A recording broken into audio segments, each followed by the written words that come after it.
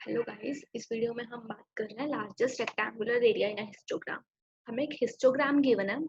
हमें इसमें maximum rectangular area possible जो बन सकता है वो रिटर्न कर रहे हैं। फॉर एग्जांपल, यहाँ पर हमें हिस्टोग्राम गिवन था। इसमें अगर हम ध्यान से देखें तो ये जो 4 हाइट वाला जो बार है, इसको अगर हम लेफ्ट साइड और राइट साइड एक्सपैंड करते हैं तो हमारे को जो एरिया मिलेगा दैट विल बी 4 इंटू 3। 3 कैसे? हमें बार की जो विड्थ है वो 1 गिवन है। हर बार की जो विड्थ है वो कितनी है? 1। तो अगर मैं इस 4 वाले बार को कंसिडर करूं, इसको मैं लेफ्ट और राइट साइड देखूं, एक्सपैंड करूं, तो लेफ्ट साइड में ये वाला बार ले सकती हूँ 4 हाइट में, और राइट साइड ये वाला बार ले सकती हूँ 4 हाइट का। तो हमारे पास जो मैक्सिमम रेक्टेंगुलर बनेगा यहाँ से 4 हाइट का, उसका एरिया कितना होगा? 4 इंटू 3 विच इज 12 यूनिट्स। और वो ही इस केस में हमारा मैक्सिमम रेक्टेंगुलर एरिया होगा। तो अगर हम इसको देखें कि हम कैसे इस आंसर को फाइंड आउट करेंगे, हमारी basic approach brute force approach क्या होगी?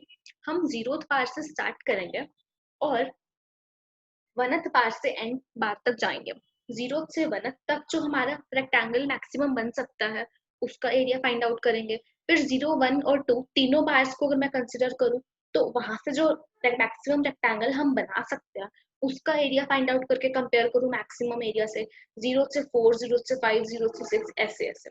फिर आई की वैल्यू 0 से हटा के वनथ से मैंने स्टार्ट करी कि सिर्फ वनथ से स्टार्ट करो। वनथ से टूथ वाला जो बार बन रहा है उनका एरिया, वनथ से 3 तक मैक्सिमम रेक्टेंगुलर एरिया।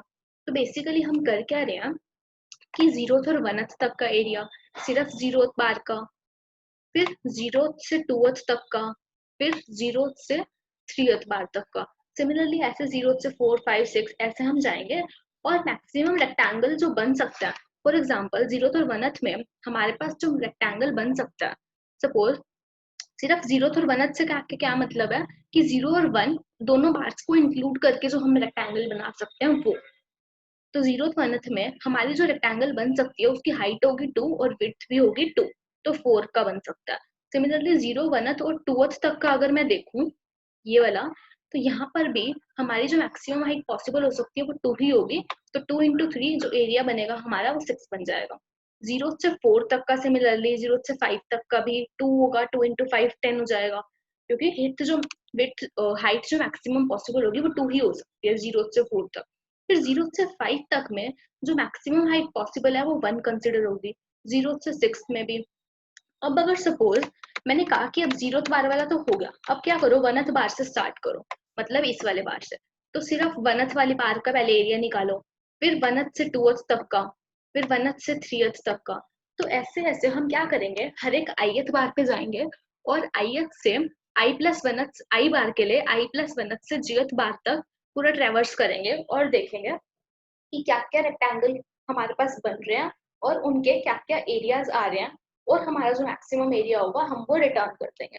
लेकिन दिक्कत क्या है, इस बेसिक ब्रूट फोर्स अप्रोच में हमारी जो कॉम्प्लेक्सिटी आएगी वो n स्क्वायर आएगी, और हमें इस क्वेश्चन को n कॉम्प्लेक्सिटी में सॉल्व करना है। तो हमें कुछ और ऑप्टिमाइज करके कोई बेटर प्रॉब्लम का सोल्यूशन सोचना पड़ेगा। तो हमने क्या करा, हमें इस चीज से एक चीज पता चली, हम मैक्सिमम रेक्टेंगुलर एरिया कैसे कैलकुलेट कर रहे हैं। हमें एक पर्टिकुलर बार के लिए लेफ्ट हैंड साइड उस बार को सर्च करना है जो करंट बार की हाइट से छोटा है, और राइट हैंड साइड भी यही काम करना है। जैसे ये जो 4 हाइट वाला बार था, हमने इसके लेफ्ट पे देखा, इसके लेफ्ट पे जो बार था उसकी हाइट थी 5, और इसके जो राइट पे जो बार था उसकी हाइट भी इस 4 से बड़ी थी। फिर हम फर्दर इस वाले 5 के लेफ्ट साइड गए तो हमने देखा इसकी हाइट है 2।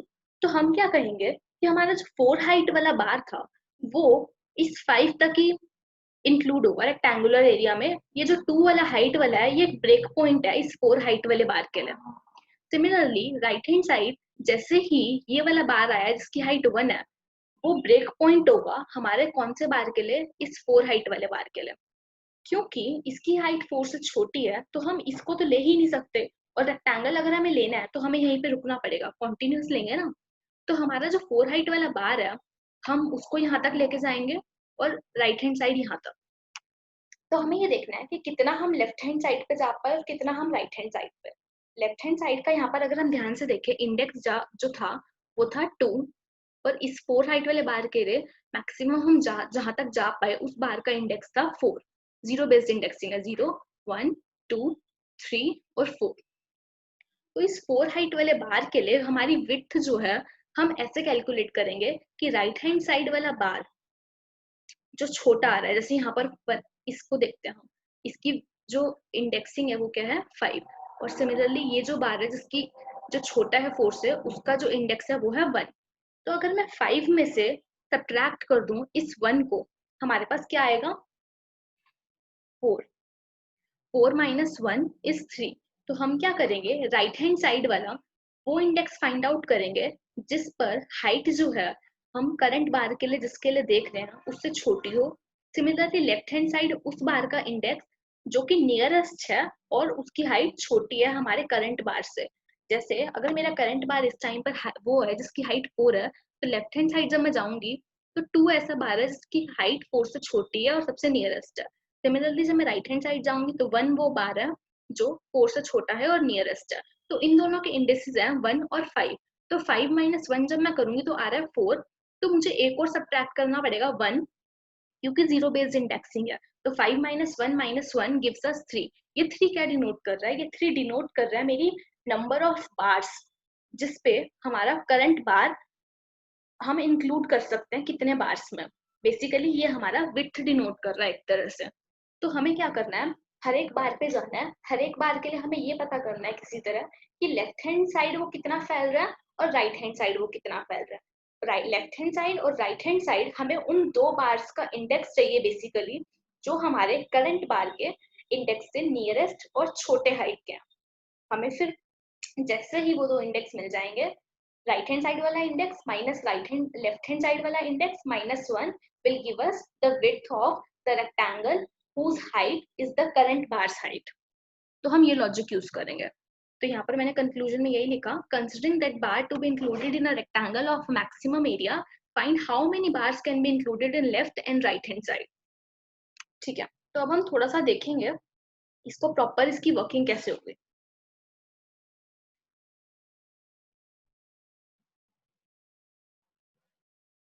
ठीक है, तो हमें क्या क्वेश्चन में गिवन होगा, n बार्स गिवन होंगे, यहाँ पर मेरा n की वैल्यू 7 है और 7 बार्स की मुझे यहाँ पे हाइट्स गिवन है इस एरे में जिसका नाम हिस्ट है। ठीक है, तो मैंने क्या करा, इन हाइट्स को देखकर अपना हिस्टोग्राम ड्रॉ कर दिया सबसे पहले यहाँ। अब हम देखते हैं कि कैसे हम उस अप्रोच को इम्प्लीमेंट करेंगे जिसमें हमें हर एक करंट बार पर जाना है और हर एक करंट बार के लिए हमें लेफ्ट हैंड साइड और राइट हैंड साइड उन दो बार्स के इंडिसेस चाहिए जो हमारे करंट बार से छोटे हाइट के हैं। ठीक है, तो कैसे स्टार्ट करेंगे, हमने कहा कि एक स्टैक बना लो।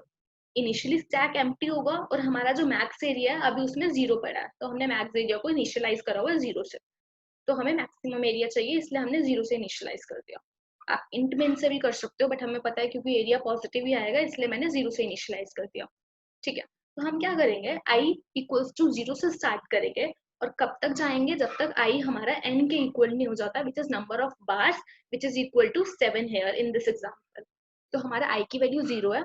हमने देखा अभी स्टैक है हमारा एम्प्टी, तो जब हमारा स्टैक एम्प्टी है हम क्या करेंगे, कुछ नहीं करेंगे, सीधा हम कहेंगे हमारा जो 0th इंडेक्स वाला बार है उसकी हाइट, हम क्या करेंगे, तो स्टैक में ना हाइट पुश नहीं करेंगे, अपनी इंडिसेस पुश करेंगे। तो इंडिसेस क्यों पुश करेंगे उसका सोल्यूशन हमें पता है, क्योंकि हमें करंट बार के लेफ्ट हैंड साइड और राइट हैंड साइड उन बार के इंडिसेस चाहिए, उनकी हाइट्स नहीं चाहिए, इंडिसेस चाहिए टू कैलकुलेट द विड्थ।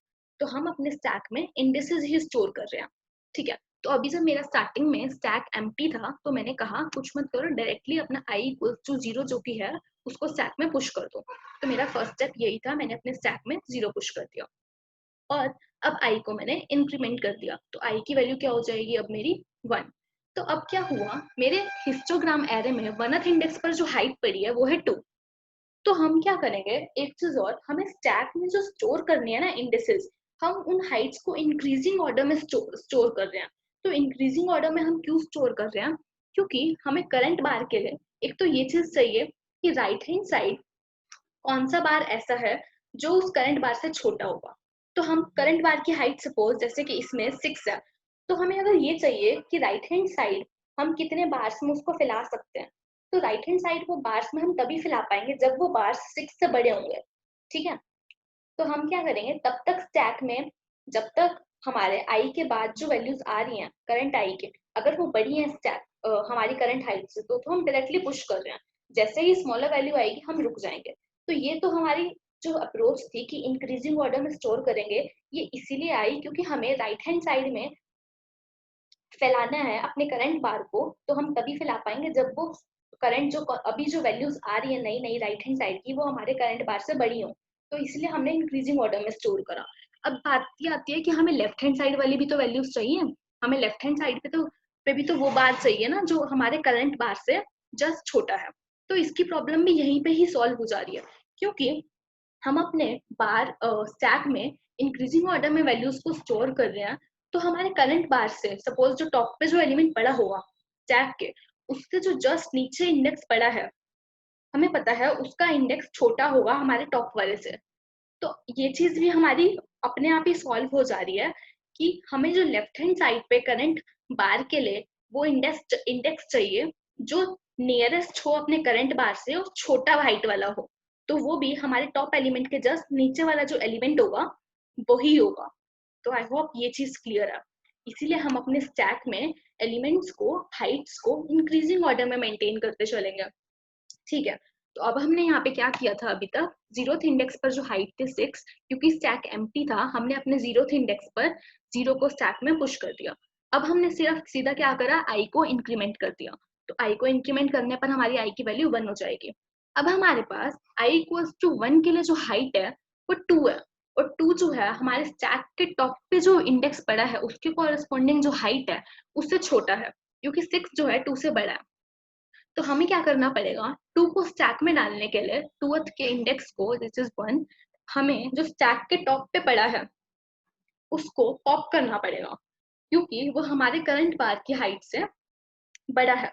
और हमें क्योंकि इंक्रीजिंग ऑर्डर में स्टैक मेंटेन करना है, तो हम क्या करेंगे, स्टैक के टॉप को रिमूव करेंगे। तो हमने यहाँ पर क्या करा, यही करा, 0 जो पड़ा था स्टैक में उसे पॉप कर दिया। तो अब पॉप करने का क्या मतलब है, यहाँ पे जैसे ही हम किसी बार को पॉप करते हैं, इसका मतलब ये है कि उस बार का जो है वो काम खत्म हो चुका है, क्योंकि अब जो बार आया है वो हमारे जो स्टैक के टॉप पे जो बार पड़ा था उससे छोटा है। तो जैसे इस केस में 6 जो बार था हमने वो तो पुश करा, अब जो बार आया वो है 2। तो जैसे ही हमने 2 को देखा 6 से छोटा है, हमने कहा 6 को वाले बार को बाहर निकाल दो। बाहर निकालने का मतलब क्या है कि जो 6 वाला बार था वो राइट हैंड साइड पे एक्सपैंड नहीं हो सकता अब, क्योंकि उससे छोटा बार हमें मिल चुका है अब। तो हम क्या कर रहे हैं, 6 वाले बार को बाहर निकाल रहे हैं। अब 2 को हम वाले जो 2 वाला हमारा बार है उसको हम पुश करेंगे, लेकिन पुश करने से पहले हम क्या करेंगे, जो 6 वाला हाइट वाला बार था उससे हम अपना एरिया कंप्यूट करेंगे, क्योंकि 6 हाइट वाले बार का काम खत्म हो चुका है राइट हैंड साइड पे, अब वो एक्सपैंड और नहीं हो सकता। तो हमने जो बार पॉप किया है उसका इंडेक्स हमें पता है, हमें ये कैलकुलेट करना है कि उससे मैक्सिमम एरिया हम कितना बना पा रहे हैं उस बार को इंक्लूड करके। तो अगर हम ध्यान से देखें उस चीज को हम कैसे कंप्यूट करेंगे, तो वो हम ऐसे कंप्यूट करेंगे, हमें पता है जो बार हमने निकाला उसकी हाइट तो हमें पता होगी कि हिस्ट ऑफ जो इंडेक्स पुश था वो होगी height, hist of TP, TP में वो इंडेक्स स्टोर्ड है जो हमने स्टैक के टॉप पे से रिमूव किया। ठीक है। अब हिट सॉरी हाइट तो होगी ये, अब विड्थ कैसे कैलकुलेट होगी, तो विड्थ की अगर मैं बात करूं तो हमारा जो करंट इंडेक्स पर जैसे यहाँ पे 1 था, 1 पे जो एलिमेंट पड़ा है वो इससे छोटा है। तो हमें ये पता चला कि इस करंट बार के लिए जो हमने पॉप किया है राइट हैंड साइड वाला इंडेक्स तो 1 है, जो कि हमारी करंट बार से छोटा है।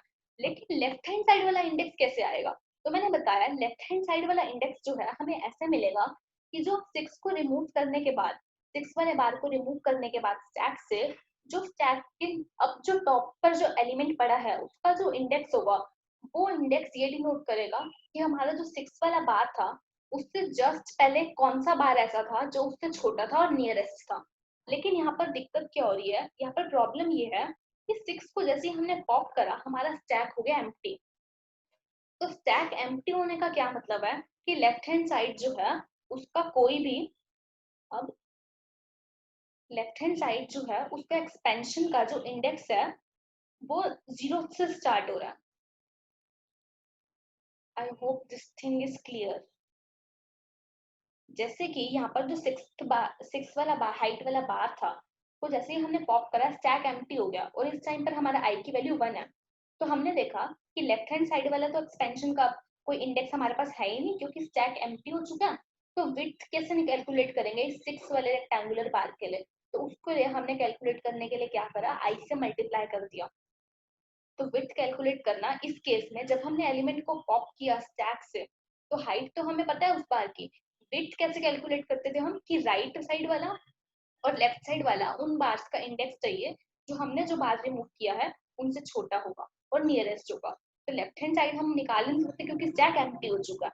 राइट हैंड साइड वाला हमें लेकिन पता है विच इज आई। तो हमने क्या करा, विड्थ निकालने के लिए आई से मल्टीप्लाई कर दो। जैसे कि इस केस में हुआ है, आई की वैल्यू 1 थी और हिस्ट ऑफ टीपी इज 6, तो 6 into 1 is 6। तो ये सही आ रहा है, ये डिनोट कर रहा है कि 6 जो बार हमने रिमूव किया है रेक्टेंगुलर बार, उसका एरिया जो पॉसिबल है वो 6 ही है, जो कि सही भी है। तो हमने इसको कंपेयर करा एरिया निकालने के बाद इस 6 वाले करंट बार से, हमें मैक्स एरिया को अपडेट कर दिया 6 से, कि अभी तक हमारे मैक्स एरिया में 0 पड़ा था। ठीक है, तो अब क्या होगा, हमारी आई की वैल्यू है 1। अब हमारा स्टैक फिर से एम्प्टी हो चुका है, तो हम सीधा i इक्वल्स टू 1 अपने स्टैक में पुश कर देंगे। तो हमारा नेक्स्ट स्टेप यही था, हमने i इक्वल्स टू 1 स्टैक में पुश कर दिया और i को इंक्रीमेंट कर दिया। i को इंक्रीमेंट करने के बाद i की वैल्यू क्या हो गई अब 2। तो अगर हम ध्यान से देखें, लिस्ट ऑफ 2 इज 5 और 5 जो है वो 2 से बड़ा है, क्योंकि हमें इंक्रीजिंग ऑर्डर में हाइट्स को सेव करना है स्टैक में। तो हम डायरेक्टली क्या करेंगे, 2th इंडेक्स को स्टैक में पुश कर देंगे क्योंकि 5 2 से बड़ा है। अब हम आगे चलेंगे, आई को इंक्रीमेंट करेंगे जिससे हमें आई की वैल्यू 3 मिल जाएगी। तो आई इक्वल्स टू 3 पे अगर हम ध्यान से देखें, अब फिर से हमें जो हाइट मिली है वो है 4 और स्टैक के टॉप पे जो हाइट पड़ी है जिस बार की वो है 5। तो 5 के बाद हम 4 को स्टैक में पुश नहीं कर सकते क्योंकि हमें इंक्रीजिंग ऑर्डर में स्टैक मेंटेन करना है। तो हम क्या करेंगे, अपने स्टैक के टॉप वाले एलिमेंट को पॉप करेंगे। तो हमने पॉप कर दिया, लेकिन उससे पहले हमें क्या करना पड़ेगा, पॉप करने का मैंने मतलब अभी बताया था कि जब भी हम किसी बार को पॉप कर रहे हैं अपने स्टैक से, उसका मतलब ये है कि वो बार अपनी राइट हैंड साइड पे अब और एक्सपैंड नहीं हो सकता। तो हमें उस पर्टिकुलर बार से रिलेटेड कंप्यूट करना पड़ेगा एरिया जो हम बना सकते हैं उस बार को इंक्लूड करके। तो हमें पता है कि जो रेक्टेंगल बनेगा उस बार को इंक्लूड करके उसकी हाइट तो उसी बार की हाइट होगी, which is hist of TP. अब लेकिन विड्थ कैसे आएगी, तो विड्थ निकालने का मैंने बताया था कि राइट साइड वाला बार हमें चाहिए जिसकी हाइट करंट बार से छोटी है, जिसको हमने पॉप किया है, और लेफ्ट हैंड साइड पर भी हमें वो बार चाहिए जिस बार की हाइट हमारे उस वाले बार से छोटी है। तो हमने क्या करा, जो हमारा करंट इंडेक्स आई था वो उसी बार को डिनोट कर रहा है जो हमने बार पॉप किया है जिसकी हाइट उससे छोटी है। तो करंट बार जो हमने पॉप किया उससे छोटी हाइट वाला बार राइट हैंड साइड पे ith इंडेक्स पर पड़ा है। और लेफ्ट हैंड साइड पर हम एक बार कैसे कैलकुलेट करेंगे, जो कि जिसकी हाइट छोटी होगी उस बार से जिसको हमने पॉप किया है, वो अब हमारे स्टैक का जो टॉप मोस्ट एलिमेंट पड़ा है अब इस टाइम हमारे बार को रिमूव करने के बाद, उसका जो इंडेक्स होगा स्टैक पे जो टॉप पे पड़ा है वो उसी बार का इंडेक्स है जो लेफ्ट हैंड साइड पर नियरेस्ट है और जिसकी हाइट छोटी है उस बार से जिसको हमने पॉप किया है। जैसे इस केस में हमने जो वैल्यू पॉप करी थी वो थी 2, 2th इंडेक्स वाला बार जिसकी हाइट 5 थी, हमने उसे पॉप किया है।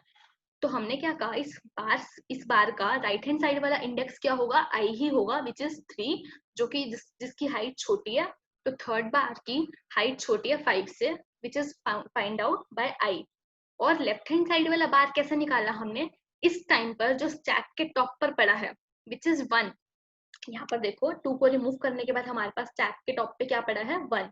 ये 1 यही डिनोट कर रहा है कि 2th वाले बार से जस्ट पहले जो बार है जिसकी हाइट 2th वाले बार से छोटी है उसका इंडेक्स 1 है।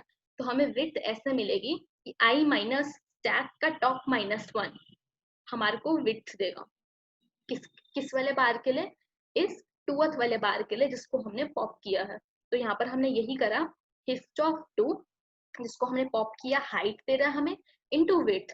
विड्थ कैसे आएगी, राइट मोस्ट वाला bar which is I, left most वाला bar which is stack dot top, और -1 हम इसलिए कर रहे हैं क्योंकि 0 बेस्ड इंडेक्सिंग है।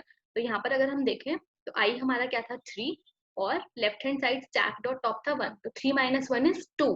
तो विड्थ हमारे 2 दे रहा है इससे, लेकिन हमें -1 करना पड़ेगा क्योंकि ये बार की हाइट हम मैक्सिमम 1 ही ले सकते हैं। तो 0 बेस्ड इंडेक्सिंग है, इसलिए हमारा जो फॉर्मूला बना लॉजिक से वो बना i minus stack dot top -1 which will give अस 1। तो हाइट हमारी 5 थी और विड्थ हमारे पास 1 आ जाएगी। तो 5 into 1 is 1। अब मैक्स एरिया में हमारे पास लेकिन क्या पड़ा है अभी 6, तो जब हम 6 और 5 को कंपेयर करेंगे तो मैक्स एरिया अपडेट नहीं होगा, मैक्स एरिया की वैल्यू 6 ही रहेगी। ठीक है जी। तो अब क्या होगा, हमारे बार में अब पड़ा है 1 और हमारे आई की वैल्यू क्या है यहाँ पे 3। तो हमारे 1th इंडेक्स पर जो बार था उसकी हाइट है 2 और 3rd इंडेक्स पर जो बार है उसकी हाइट है 4। क्योंकि 4 2 से बड़ा है तो हमने कहा 3rd इंडेक्स डायरेक्टली स्टैक में पुश कर दो। ठीक है, हमने पुश कर दिया और अब हमने क्या करा, आई को इंक्रीमेंट कर दिया। तो आई की वैल्यू क्या हो गई, अब 4 हो गई। ठीक है, तो आई की वैल्यू 4 होने के बाद हमने आई इक्वल्स टू 4 के लिए जो हाइट है विच इज 5, उसको हमने कंपेयर करा किससे, स्टैक के टॉप पे जो हाइट पड़ी है उससे।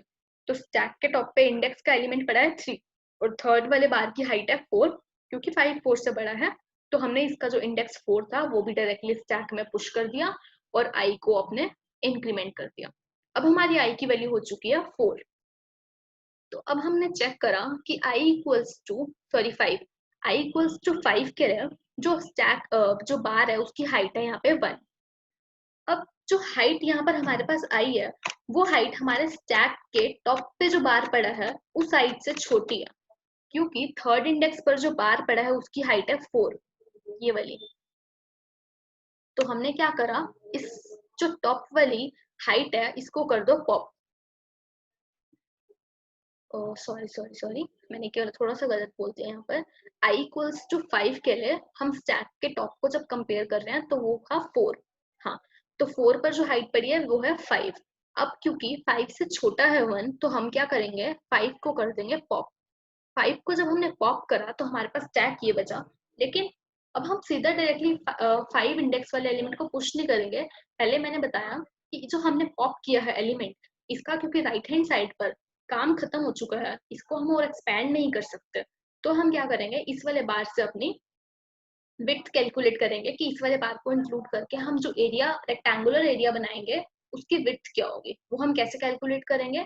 तो जो बार हमने पॉप किया है उसकी हाइट हमें पता चली हिस्ट ऑफ टीपी से। टीपी क्या डिनोट कर रहा है, जो एलिमेंट हमने पॉप किया है उसका इंडेक्स। तो हिस्ट ऑफ टीपी मतलब hist of 4, hist of 4 will give us the height of the 4th bar. ठीक है, तो विच इज 5 इंटू, अब विड्थ कैसे आएगी, विड्थ का वही लॉजिक है, राइट हैंड साइड वो वाला बार फाइंड आउट करो जो नियरेस्ट है हमारे करंट बार से जिसको हमने पॉप किया है और जिसकी हाइट छोटी है। तो वो तो हमें पता चल गया आई ही होगा। ठीक है, अब लेफ्ट हैंड साइड वाला बार हम फिर से कैलकुलेट कैसे करें जिसकी हाइट छोटी होगी इस बार से। वो मैंने बताया था, वो जो एलिमेंट होगा जिसकी जिस बार की हाइट छोटी होगी वो अब हमारा स्टैक के टॉप पे जो पड़ा है वो होगा। अब हमारे 4 को रिमूव करने के बाद स्टैक के टॉप पे पड़ा है 3। 3 is the bar whose height is smaller than the height of the popped bar। तो हमने क्या करा, i minus stack dot top -1। -1 मैंने बताया क्यों करते हैं हम, क्योंकि जीरो बेस्ड इंडेक्सिंग है। तो 5 minus stack dot top which is 3, 5 minus 3 minus 1 will give us 1।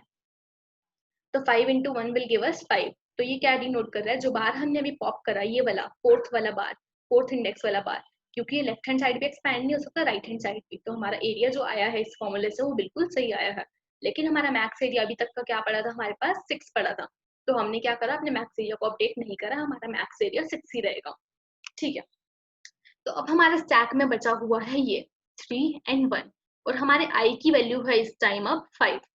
अब दिक्कत क्या है, दिक्कत ये है कि अब हम फिर से अगर देखें हमारे स्टैक के टॉप पर जो पड़ा है वैल्यू, इंडेक्स जो पड़ा है, जो बार पड़ा है 3, उसकी हाइट है 4 और जो हम बार पुश करना चाहते हैं विच इज 5th बार जिसकी हाइट है 1, वो छोटी है अभी भी जो स्टैक के टॉप पे पड़ा है।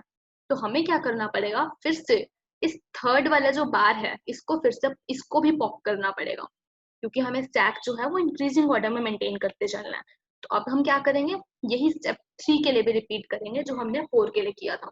तो 3 को भी हमने क्या किया, पॉप कर दिया और इसके लिए रेक्टेंगुलर एरिया हमने कंप्यूट करा। तो रेक्टेंगुलर एरिया कैसे कंप्यूट करेंगे, हमें पता है इस बार की हाइट तो कैसे मिलेगी, हिस्ट ऑफ टीपी से, मतलब hist of 3 which is 4 into I minus I की वैल्यू क्या है 5 है, स्टैक डॉट टॉप। अब स्टैक के टॉप पे हमारे पास क्या पड़ा है 1, ये 1 ये डिनोट कर रहा है कि जो 3rd बार जो हमने पॉप किया है उससे नियरेस्ट, जैसे कि यहाँ पर 3rd बार था 4, इससे नियरेस्ट वो कौन सा बार है जिसकी हाइट इससे छोटी है। तो यहाँ पे अगर हम ध्यान से देखें तो वो बार है 1th बार, क्योंकि उसकी हाइट 2 है और 4 से जस्ट छोटी है। ठीक है, तो अब हमें यहाँ से वो एलिमेंट मिल गया लेफ्ट वाले बार का इंडेक्स विच इज स्टैक का टॉप। तो हमने आई माइनस स्टैक का टॉप -1 कर दिया, जिससे हमें विड्थ मिल गई किस बार के लिए, जो हमने अभी बार जस्ट पॉप किया है। तो हमें यहाँ से एरिया मिल गया विच इज 12। तो अब हमारा ये वही एरिया आया है जो कि मैक्स एरिया है। तो हमने 6 को 12 से जब कंपेयर करा तो हमारा मैक्स एरिया अपडेट हो गया विच इज 12। तो इस केस में हमारा मैक्स एरिया भी अपडेट हो गया। ठीक है, तो अब हमारे स्टैक में सिर्फ 1 बचा हुआ, 1th इंडेक्स बचा हुआ।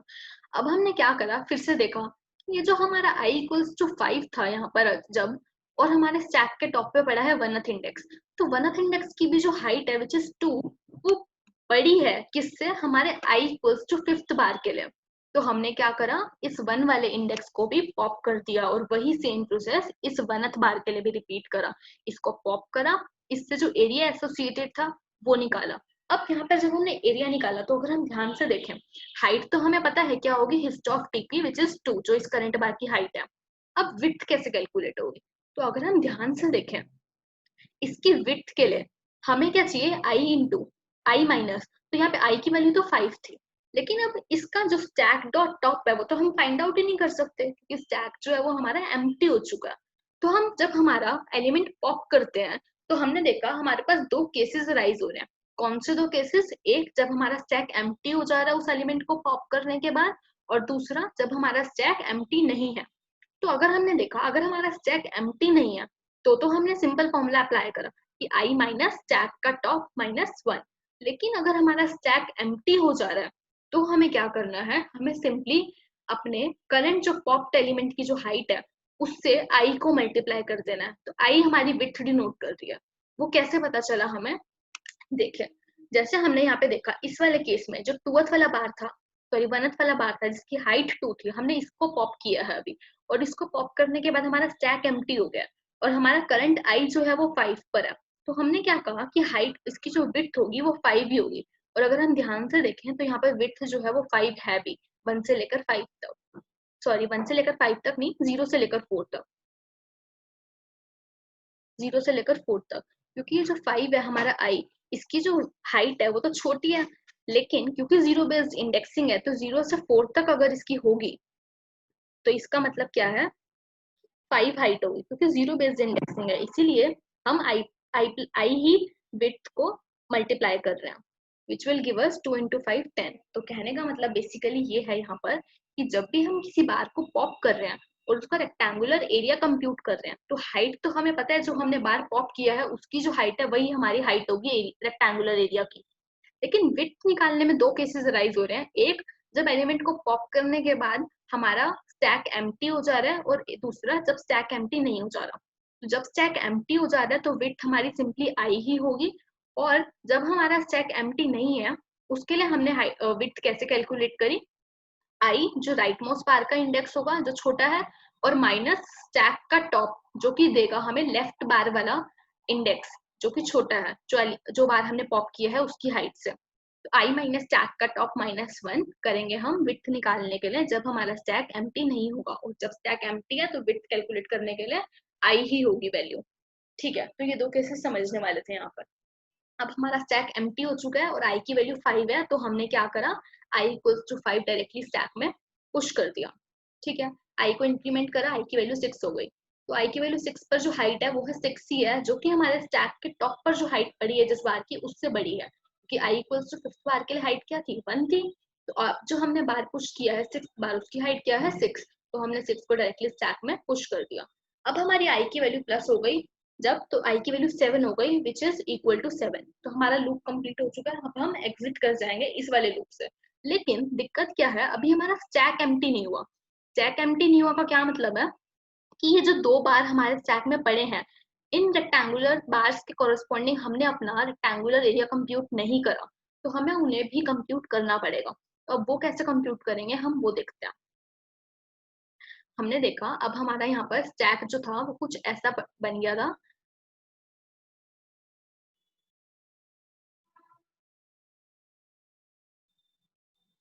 यहाँ पर 6 और 5 हमारे स्टैक में जो है वो एलिमेंट्स पड़े हुए हैं।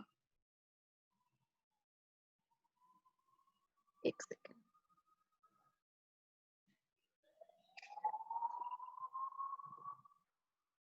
ठीक है। तो हमारे स्टैक में जो एलिमेंट्स बचे हुए हैं वो हैं 6 और 5।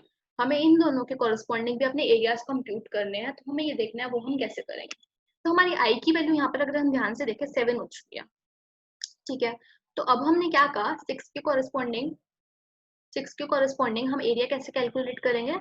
तो हमने कहा सबसे पहले जब तक स्टैक एम्प्टी नहीं हो जाता इसको पॉप करते रहो। तो हमने जब पॉप करा तो हमारे पास आया सबसे पहले हिस्ट ऑफ 6 हमारा इंडेक्स है, इसके कॉरस्पॉन्डिंग जो हाइट थी यहाँ पर वो है 6। तो हमारे को हाइट तो मिलगी वही फॉर्मूले से 6, और हमारी विड्थ अभी हमारा वही फॉर्मूला यूज करा हमने, क्योंकि स्टैक अभी एम्प्टी नहीं हुआ है, इसलिए आई माइनस स्टैक का top -1 which will give us the area as 6। अब हमने इसके एरिया कंप्यूट कर लिया, इसको कंपेयर करा होगा मैक्स एरिया से, लेकिन हमारा वो भी 12 स्टोर है तो अभी हमारा अपडेट तो नहीं होगा। फिर हमने क्या करा, 5 को पॉप करा और सिमिलर प्रोसेस फॉलो किया। अब स्टैक क्योंकि एम्प्टी हो चुका है तो इसके लिए हम क्या फॉर्मूला यूज करेंगे, सिंपली हिस्ट ऑफ 5 इंटू आई। तो 1 इंटू 7 इज 7। और यहाँ से अगर हम देख भी रहे हैं, क्योंकि ये 1 जो हाइट वाला है वो सबके लिए, इससे जो पॉसिबल मैक्सिमम रेक्टेंगुलर एरिया बन सकता है वो मैक्सिमम 1 हाइट का ही बन सकता है। तो वही हमने करा 1 इंटू 7, लेकिन मैक्स एरिया तो 12 है इसलिए अपडेट नहीं होगा। तो ये हमारा जो था ओवरऑल लॉजिक था। तो हमने क्या करा, बेसिकली एन कॉम्प्लेक्सिटी में करा। एन कॉम्प्लेक्सिटी में कैसे करा, हम हर इंडेक्स पे गए हिस्ट के 0th इंडेक्स पे, अगर स्टैक एम्प्टी है या फिर स्टैक के टॉप पर जो एलिमेंट पड़ा है वो छोटा है हमारे हिस्ट ऑफ आई से, तो हमने डायरेक्टली क्या करा, उसको पुश कर दिया। अब अगर हमारा जो ith एलिमेंट पर जो हाइट है वो छोटी है हमारे स्टैक के टॉप पर जो पड़ी है उससे, तो हमें भाई स्टैक को पॉप करना पड़ेगा। और जो एलिमेंट हमने पॉप किया है वो हम राइट हैंड साइड पे, क्योंकि अब और एक्सपेंड नहीं हो सकता, उसके कॉरेस्पॉन्डिंग हमने अपना एरिया कंप्यूट करा। एरिया कंप्यूट करने के लिए हमारे पास दो केसेस अराइज हो रहे थे कि जो एलिमेंट हमने पॉप किया है उसके बाद स्टैक एम्प्टी अगर हुआ है तो विड्थ हमारी जो होगी वो आई के इक्वली होगी, और अगर एम्प्टी नहीं हुआ है तो विड्थ जो होगी आई माइनस स्टैक का टॉप -1 हो जाएगी। तो आई होप ये चीज क्लियर है। और एक टाइम आएगा जब हमारा आई की वैल्यू एन हो जाएगी और हम अपने इस लूप से एग्जिट कर जाएंगे। लेकिन ऐसा हो सकता है कि एन तक ट्रेवर्स करने के बाद हमारा जो स्टैक है वो एम्प्टी ना हुआ हो। तो एम्प्टी ना होने का मतलब ये है कि हमारे स्टैक में अभी भी कुछ बार्स ऐसे हैं जिनके कॉरेस्पॉन्डिंग हमने अपने एरियाज को कंप्यूट नहीं करा। तो हम क्या करेंगे, अब उनके कॉरेस्पॉन्डिंग एरियाज को कंप्यूट करेंगे। उसके लिए भी हमने सेम मेथोडोलॉजी जो है वो अप्लाई करी। जब तक स्टैक एम्प्टी नहीं होता एलिमेंट को पॉप करा और उसके कॉरेस्पॉन्डिंग एरियाज को सेम फॉर्मूला से कंप्यूट करते गए। तो आई होप लॉजिक क्लियर है। एक बारी हम इसका कोड देख लेते हैं। सूडो कोड है यहाँ पर। तो मैंने क्या करा, while I less than N, I की वैल्यू 0 से स्टार्ट होगी एन तक जाएगी। सबसे पहले मैं ये चेक करूंगी कि स्टैक अगर एम्प्टी है तो डायरेक्टली एलिमेंट में यहाँ पर मेरा पुश कर दूं। एक सेकेंड।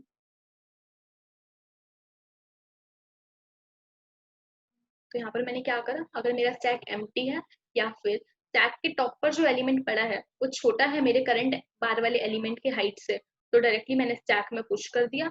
अगर ऐसा नहीं है तो मैं एल्स वाले ब्लॉक के अंदर आऊंगी। एल्स वाला ब्लॉक क्या कर रहा है, पॉप कर रहा है अपने स्टैक के टॉप मोस्ट एलिमेंट को और उसके कॉरेस्पॉन्डिंग एरिया को कंप्यूट कर रहा है। तो एरियाज को कंप्यूट करने के कॉरेस्पॉन्डिंग हमारे पास दो केसेस अराइज हो रहे हैं। एक जब स्टैक एम्प्टी है, अगर स्टैक एम्प्टी है तो विड्थ आई होगी, अगर स्टैक एम्प्टी नहीं है तो विड्थ आई माइनस स्टैक का टॉप -1 हो जाएगी। ये कंप्यूट करने के बाद हम अपने मैक्स एरिया को इस एरिया से कंप्यूट चेक करेंगे। अगर मैक्स एरिया से बड़े आ रहा है ये एरिया तो हम अपने मैक्स एरिया को अपडेट कर देंगे।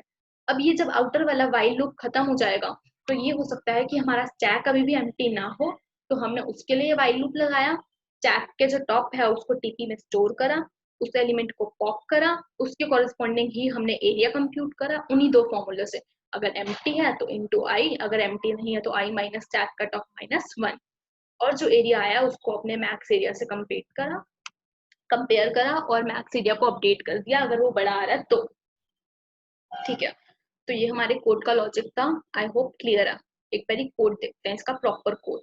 तो मैंने क्या करा, अपने कोड में सबसे पहले यूजर से एन एंटर कराया। एन क्या डिनोट कर रहे हैं, number of bars of histogram. ठीक है, अब मैंने अपना एक एरे बनाया जहाँ पे वो हिस्ट डिनोट कर रहा था, यहाँ पे मैंने इसका हाइट का नाम दिया, ये वही हिस्ट है।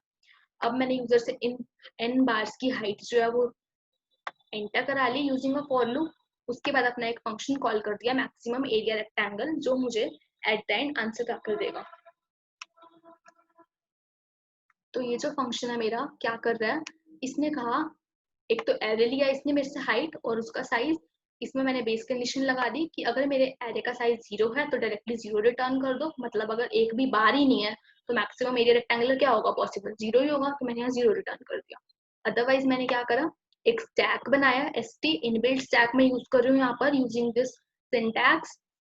उसके बाद मैंने एक आई वेरिएबल लिया जो कि मेरे हाइट्स वाले एरे पे ट्रेवर्स करेगा, while I less then n मैं ये सब काम करूंगी। तो इसमें अब मुझे क्या काम करना है, सबसे पहले तो ये चेक करना है कि अगर मेरा स्टैक एम्प्टी है या फिर जो मेरी हाइट आई है वो बड़ी है किससे, मेरे स्टैक के टॉप पर जो पड़ा है उससे, तो डायरेक्टली मैं पुश कर दूंगी और आगे बढ़ जाऊंगी आई को इंक्रीमेंट करके। लेकिन अगर ऐसा नहीं है तो मेरे पास ना यहाँ पर एक चीज और है कि अगर सपोज 2 बार सेम हाइट के कॉन्जिक्यूटिवली आ रहे हैं तो और स्टैक के टॉप पर भी वही पड़ा है तो मैं उसको पुश नहीं करूंगी क्योंकि जरूरत नहीं है उसको पुश करने की। आई होप ये चीज क्लियर है। सिंपल लॉजिक है, स्टैक के टॉप पे अगर जो हाइट आ रही है वो सेम है, अगर जो हिस्टोग्राम पे हाइट आ रही है उसके, तो हमें सिंपली आगे मूव कर जाना है, हमें कुछ करने की जरूरत नहीं है, उसे दोबारा इनफैक्ट पुश करने की भी जरूरत नहीं है। ठीक है, तो अगर मैं एल्स में आई, ये स्टेटमेंट अगर मैं नहीं भी लिखूंगी ना मेरा काम तो भी चल जाएगा इसके बिना भी, ये सिंपलिसिटी के लिए मैंने लिख दिया।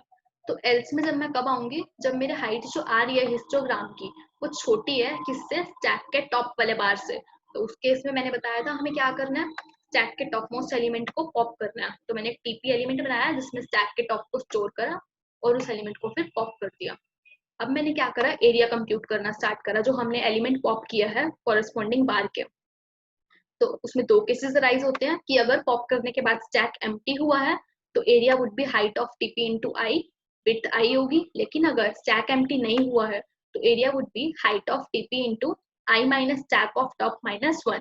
आई राइट मोस्ट बार का इंडेक्स डिनोट कर रहा है जो छोटा है, जो बार हमने पॉप किया है उससे, और स्टैक का टॉप उस बार का इंडेक्स डिनोट कर रहा है जो लेफ्ट हैंड साइड पर नियरेस्ट बार है और जिसकी हाइट छोटी है पॉप्ड हुए वाले बार से उससे। और -1 हमें करना पड़ रहा है फॉर द लॉजिक क्योंकि जीरो बेस्ड इंडेक्सिंग होती है। ठीक है, तो अगर ऐसा नहीं है, कैसा, अगर हमारा ये हमारा कब होगा फॉर्मूला कंप्यूट, जब हमारा स्टैक एम्प्टी नहीं है। ठीक है, तो हमने एरिया विद टॉप का निकाल लिया जो बार हमने पॉप किया है उससे।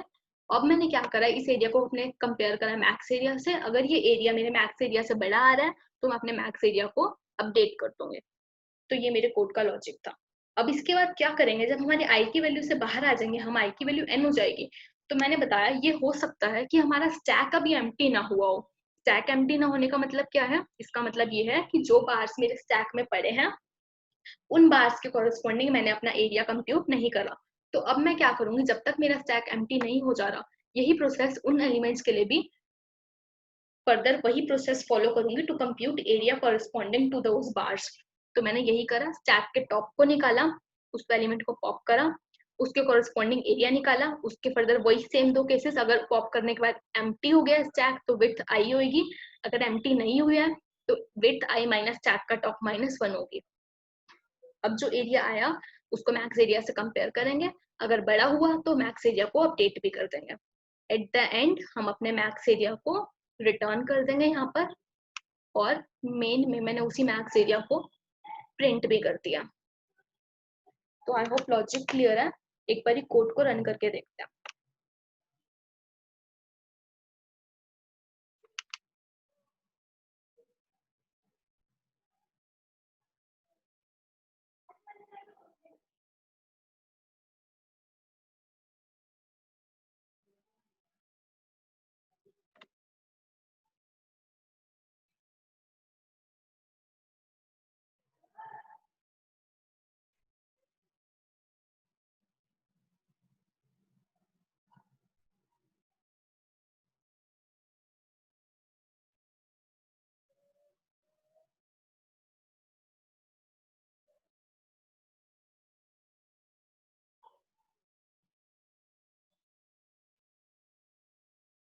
ठीक है, तो मैंने अपना n इक्वल्स टू 7 दिया, ये मेरे नंबर ऑफ बार्स को डिनोट कर रहा है। अब मैं हर बार की हाइट दे रही हूँ 6 2 5 4 5 1 6। ये वही एग्जांपल है जो मैंने अभी दिया था। तो इसका मैक्स एरिया बिल्कुल सही आ रहा है 12। तो कोड सही वर्क कर रहा है। आई होप लॉजिक क्लियर है। इजी है, एक बार दोबारा देख लो अगर नहीं समझ आया तो। हम कुछ नहीं कर रहे, बस हर बार पे जा रहे हैं। हर बार के लिए लेफ्ट साइड और राइट साइड वो बार ढूंढना है किसी तरह से जो हमारे करंट बार से छोटे वाले हैं, और उनके इंडेक्सेस को हमें पता करना है। राइट हैंड साइड वाले में से लेफ्ट हैंड साइड वाले को माइनस करना है और एक -1 भी करना है। उस केस में करना है, लेकिन ये जब हमारा स्टैक एम्प्टी नहीं होता, उसकी उस टाइम पर ये विड्थ होगी। अगर स्टैक एम्प्टी हो जा रहा है तो विड्थ हमारी उस केस में आई ही होगी। तो ये यहाँ पर मेन लॉजिक था।